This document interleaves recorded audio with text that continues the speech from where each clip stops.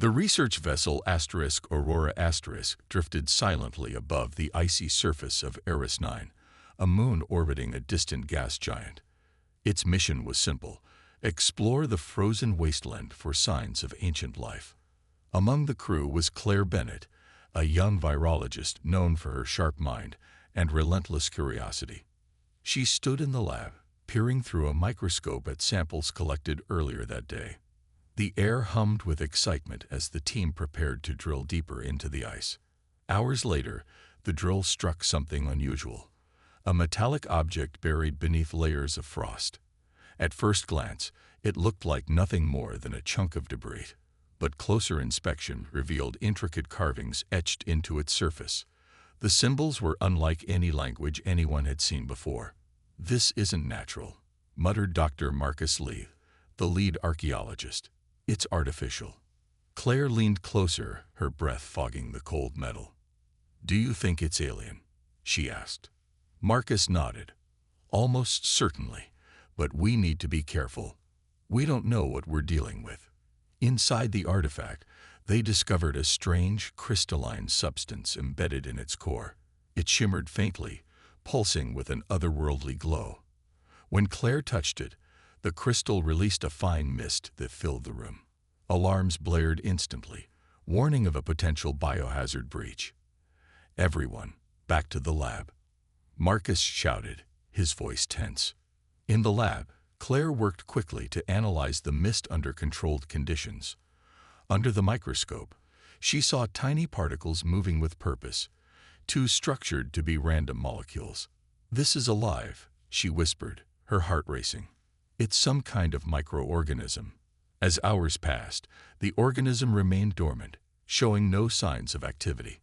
Some crew members began to relax, dismissing the alarms as overcautious protocol. But Claire couldn't shake the feeling that they were playing with fire. "We should destroy it," she told Marcus later that evening. "We don't know what this thing can do." Marcus hesitated. "If we destroy it, we might lose our chance to learn something incredible." "Think about the implications, Claire. This could be the greatest discovery in human history." Reluctantly, Claire agreed to continue studying the sample, but only after transferring it to a secure containment unit aboard the ship. What neither of them realized was that the containment protocols were flawed. During the transfer, a small amount of the mist escaped, unnoticed by the crew. 2 days later, the first symptoms appeared. One of the engineers fell ill, complaining of fever and hallucinations. By the time Claire examined him, his condition had worsened dramatically. His skin was covered in black veins, and his eyes glowed faintly. "This isn't possible," she murmured, checking his vitals. "It's spreading too fast." Within hours, others began showing similar symptoms. Panic spread through the ship as the crew realized the organism wasn't just alive. It was highly infectious. Desperate attempts to contain the outbreak failed, and one by one, the infected succumbed to the mysterious illness. As the death toll rose, Marcus locked himself in the lab, trying to find a cure. But it was too late. Claire watched helplessly as the virus consumed everyone around her. Just before losing contact with Earth, the crew sent out a final message: "Evacuate all nearby systems. The virus is airborne, and it kills everything it touches." Then silence. The Aurora drifted aimlessly through space, a ghost ship carrying a deadly secret. Back on Earth, scientists listened to the transmission with growing dread. They didn't yet realize that humanity would soon face its greatest challenge and its most unexpected triumph. The distress signal from the Aurora reached Earth just as Dr. Ryan Carter was leaving his lab for the day. He paused in the doorway, staring at the blinking alert on his tablet. The message was fragmented, but one phrase stood out: "Evacuate all nearby systems." Ryan's stomach tightened as he read it again. Something catastrophic had happened on the Aurora, and whatever it wasn't contained. Ryan was no stranger to crisis. As a leading epidemiologist, he had spent years studying diseases that threatened humanity, and even those that could come from beyond Earth. But this felt different. The urgency in the message sent chills down his spine. He quickly called an emergency meeting with his team, including Claire Bennett, who had been listed as part of the Aurora Asterisk's crew. When they confirmed she hadn't returned with the others, Ryan's unease deepened. Within days, reports began flooding in from across the galaxy. Entire colonies were falling silent. Ships arriving at spaceports carried only corpses, their crews dead from a mysterious illness. The symptoms were always the same: fever, blackened veins, glowing eyes, followed by death within hours. Whatever the disease was, it spread like wildfire, wiping out entire populations in its path. Humanity watched in horror as species after species succumbed to the virus. News outlets broadcast images of devastated cities on alien worlds, streets littered with bodies. Fear gripped the galaxy. Some blamed humans, accusing them of unleashing the plague through reckless exploration. Others saw it as divine punishment, or a weapon created by an unknown enemy. Amid the chaos, one fact became clear: the virus spared no one. Except humans. Ryan and his team worked tirelessly to understand why. They studied samples smuggled back from infected ships and analyzed data sent by surviving colonies. Every test confirmed the impossible truth: the virus didn't affect humans. While billions of aliens perished, humanity remained untouched. It was a miracle, but also a mystery. Claire, meanwhile, found herself adrift in more ways than one. After narrowly escaping death aboard the Aurora Asterisk, she had managed to hitch a ride on a passing freighter. When she finally returned to Earth, she was greeted not as a hero, but as a survivor carrying answers no one wanted to hear. She joined Ryan's team, determined to uncover the secrets of the virus she had helped unleash. Together, they pieced together what little they knew. The virus seemed to target specific genetic markers present in most alien species, but absent in humans. This immunity suggested that the virus wasn't random. It had been designed. But by whom? And for what purpose? As the weeks passed, the scale of the devastation grew. Alien governments collapsed. Trade routes shut down, and entire star systems were quarantined. Humanity, once considered insignificant in the grand scheme of the galaxy, now stood alone as the last bastion of civilization. For some, this newfound prominence brought pride. For others, it brought guilt and fear. Ryan couldn't shake the feeling that time was running out. If the virus continued spreading unchecked, it would eventually reach Earth. Even worse, there was no guarantee it wouldn't mutate and adapt to infect humans too. He looked at Claire during one late-night brainstorming session. "We need to figure this out," he said firmly. "Not just for us. For everyone left." Claire nodded, her expression grim. "I know. But where do we even start?" Ryan leaned back in his chair, staring at the wall covered in notes and diagrams. "We go back to where it all began. Eris 9. The journey wouldn't be easy, and the risks were enormous. But if they wanted answers, and a chance to stop the virus, they had no choice. Humanity's survival depended on it. The decision to return to Eris 9 was met with mixed reactions. Some members of Ryan's team argued it was too dangerous, while others believed it was their only chance to understand the virus and stop it. Claire didn't hesitate. "If we don't go back, we'll never know what caused this," she said firmly. "We owe it to everyone who died." Ryan agreed. "And if the virus mutates and starts affecting humans, we'll have no way to fight it. We need answers. Now."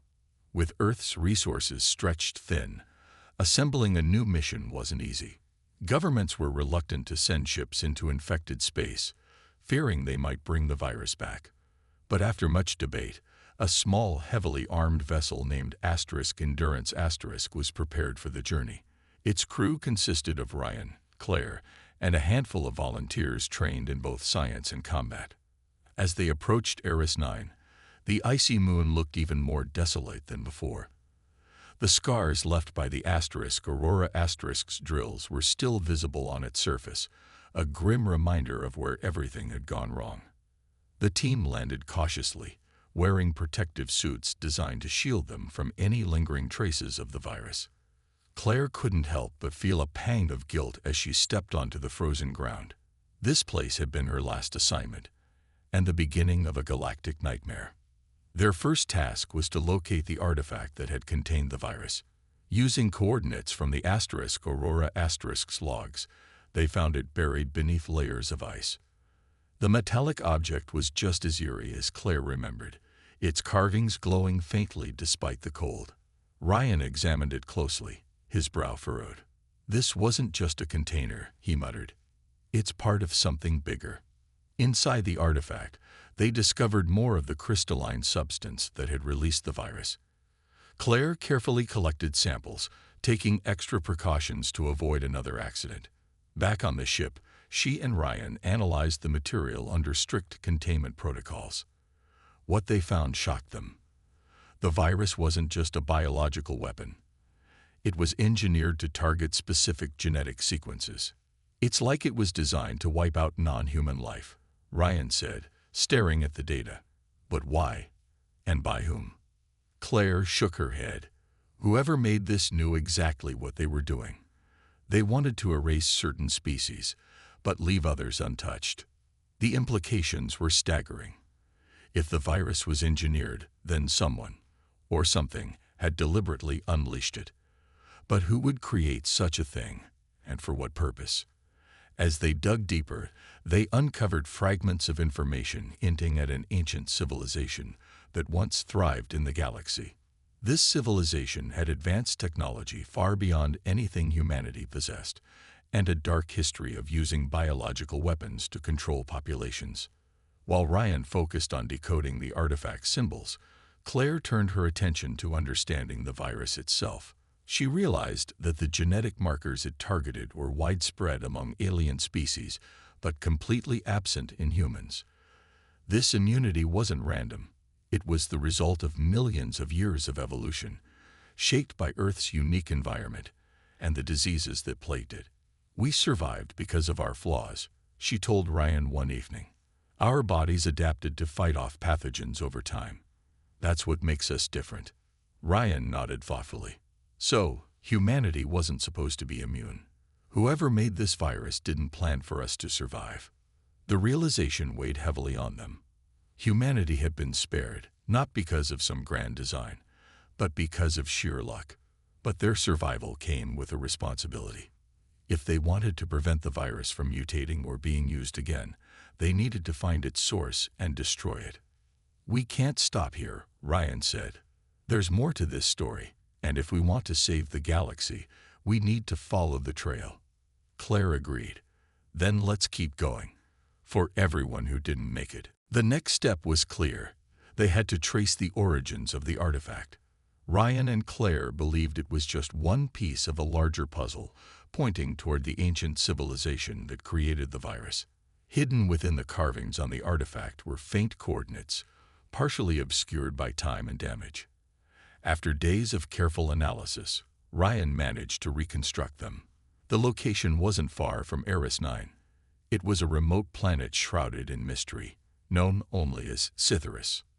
Scytherus was a world untouched by modern exploration, its surface cloaked in thick clouds and surrounded by asteroid fields. Many considered it too dangerous to approach, but Ryan and Claire had no choice. If the answers lay there, they had to take the risk. They set course for the planet, their hearts heavy with the weight of what they might find. As they approached Scytherus, the ship's sensors detected massive structures beneath the planet's dense atmosphere, ruins of an advanced civilization. The sight filled Claire with awe and dread. "This place feels wrong," she said quietly, staring at the readings on the monitor. Ryan nodded. "It's abandoned now, but something tells me it wasn't always peaceful." When they landed, the air outside was thick and humid, carrying a strange metallic scent. The ground was covered in vines that glowed faintly, pulsing as if alive. Towering stone buildings rose around them, their surfaces etched with the same symbols found on the artifact. It was clear this was the home of the civilization that had created the virus. The team moved cautiously, scanning for traps or signs of danger. Every step felt like walking through a graveyard. The silence was oppressive, broken only by the sound of their boots crunching against the alien soil. Inside one of the larger structures, they discovered a chamber filled with strange machinery. At its center was a control panel, glowing faintly with the same crystalline substance they had seen before. "This must be where they made the virus," Claire said, her voice trembling. She touched the edge of the panel, feeling the cold metal beneath her gloves. But why? What were they trying to do? Ryan examined the carvings around the chamber. "From what I can tell, this civilization saw themselves as superior. They created the virus to cleanse the galaxy of species they deemed inferior." Claire's stomach churned. So they wiped out entire populations, just because they thought they were better. "It looks that way," Ryan replied grimly. "But something went wrong. Maybe the virus got out of their control, or maybe someone turned it against them. Either way, they're gone now." As they studied the machinery, they realized it wasn't just a lab. It was also a failsafe. The control panel could deactivate the virus entirely, stopping its spread across the galaxy. But activating it wouldn't be easy. The system required solving a series of complex puzzles based on the civilization's language and technology. Each step brought new challenges, forcing Ryan and Claire to rely on their combined knowledge. Time was running out. Reports from Earth indicated that the virus was mutating faster than expected, threatening to adapt and infect humans. If they didn't act quickly, humanity's immunity might not last. "We have to do this," Claire said firmly, her hands trembling as she worked the controls. "For everyone who's already lost, and for everyone still alive." Ryan placed a reassuring hand on her shoulder. "We will. Together." They pressed on, determined to finish what the ancient civilization had started, but this time to undo the damage rather than cause it. With every solved puzzle, the machine hummed louder, responding to their efforts. For the first time since the outbreak began, hope flickered in their hearts. They were close. So close. The deeper they ventured into the ancient chamber, the more dangerous it became. The puzzles guarding the control mechanism weren't just tests of intelligence. They were traps designed to eliminate intruders. Every step forward required caution, and every wrong move triggered hazards that could have ended their mission and their lives. At one point, Claire accidentally triggered a trap while trying to align a set of symbols on the wall. The floor beneath them shifted, revealing sharp spikes rising from below. Ryan pulled her back just in time, his heart pounding as he steadied her. "Careful," he said, his voice tight with tension. "One mistake, and we're done."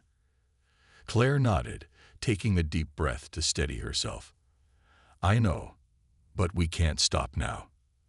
They pressed on, working together to solve each puzzle. Ryan focused on deciphering the carvings, using his knowledge of ancient languages to piece together their meaning. Claire handled the technical aspects, manipulating the glowing crystals embedded in the machinery. It was slow, painstaking work, but their combined skills kept them moving forward. As they progressed, the atmosphere in the chamber grew heavier. The air seemed to hum with energy, and the walls occasionally pulsed with light, as if alive.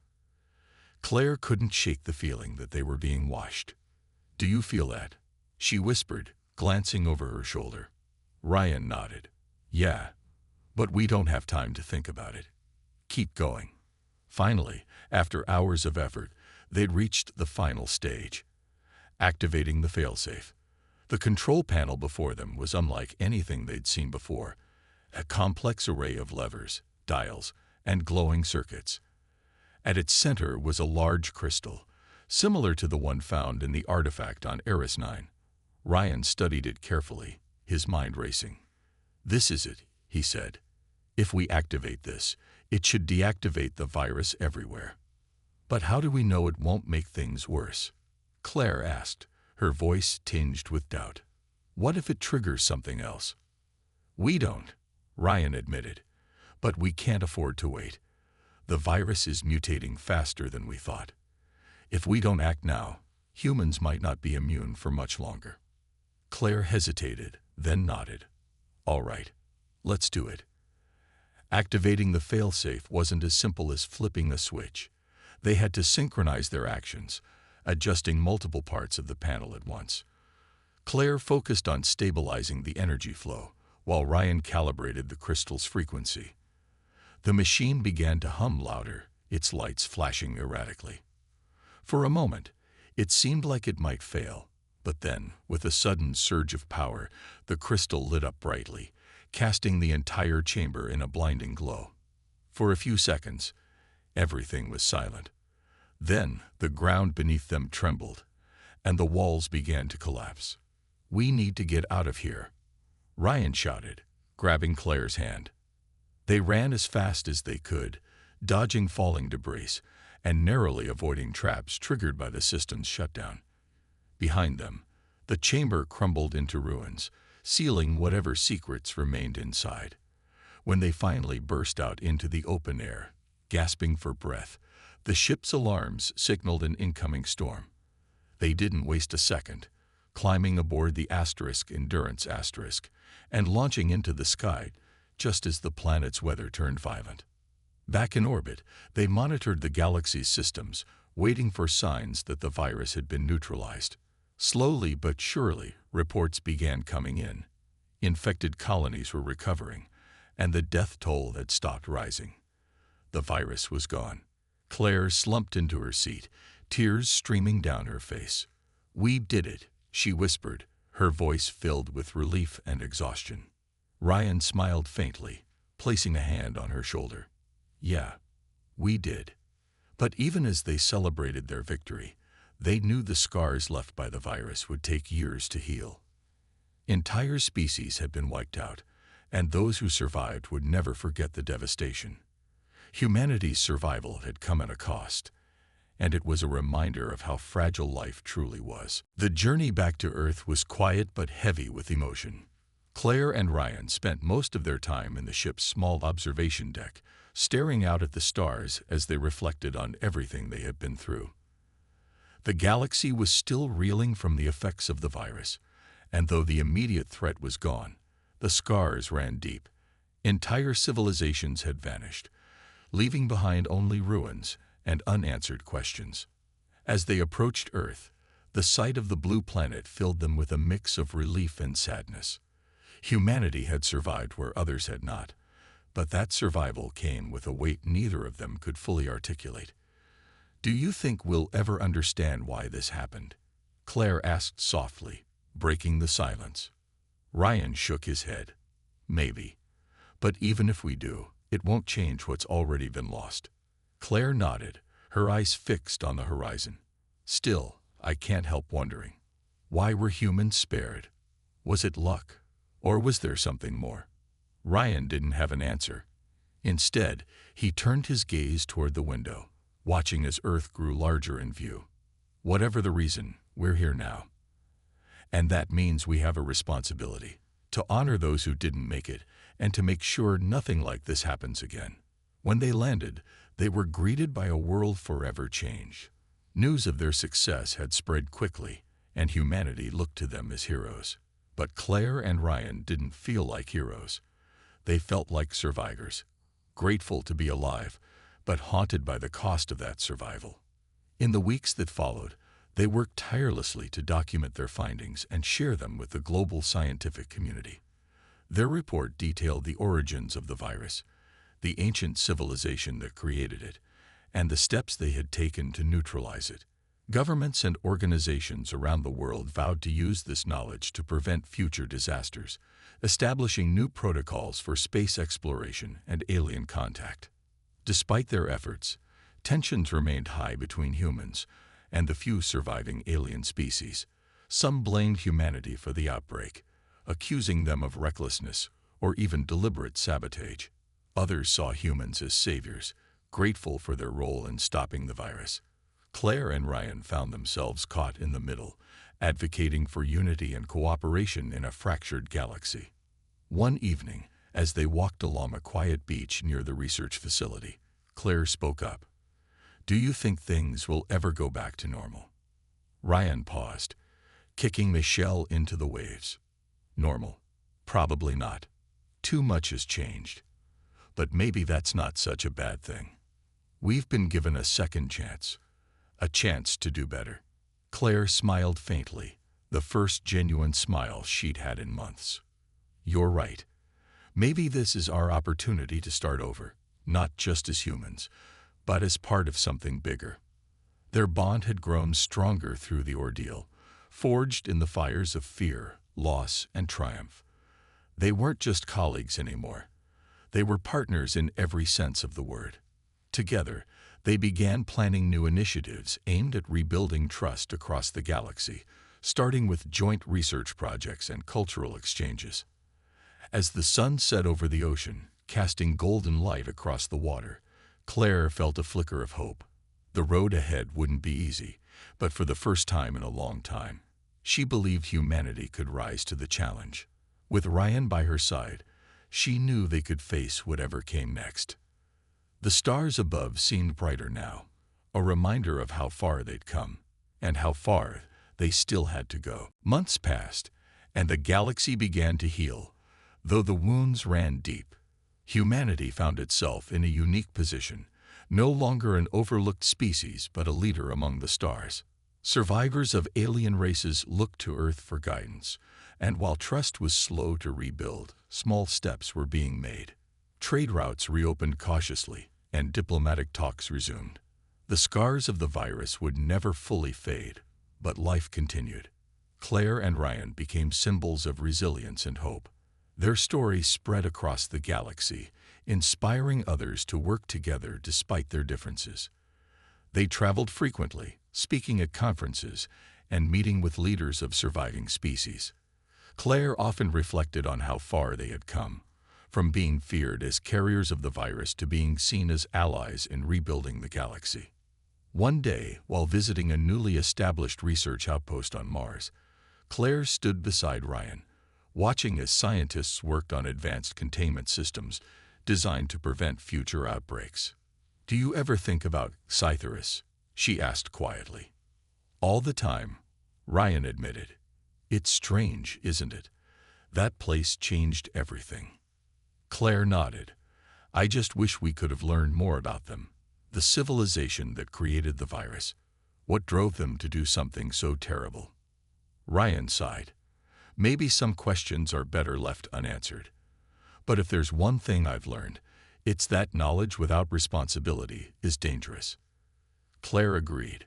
"That's why we have to keep pushing forward, not just for ourselves, but for everyone who's still here." Their efforts paid off in unexpected ways. Alien species that had once viewed humans with suspicion began to see them as partners. Joint missions explored uncharted regions of space, uncovering new resources and technologies that benefited all. Humanity's role in stopping the virus earned them respect, but it was their willingness to share knowledge and collaborate that truly solidified their place in the galaxy.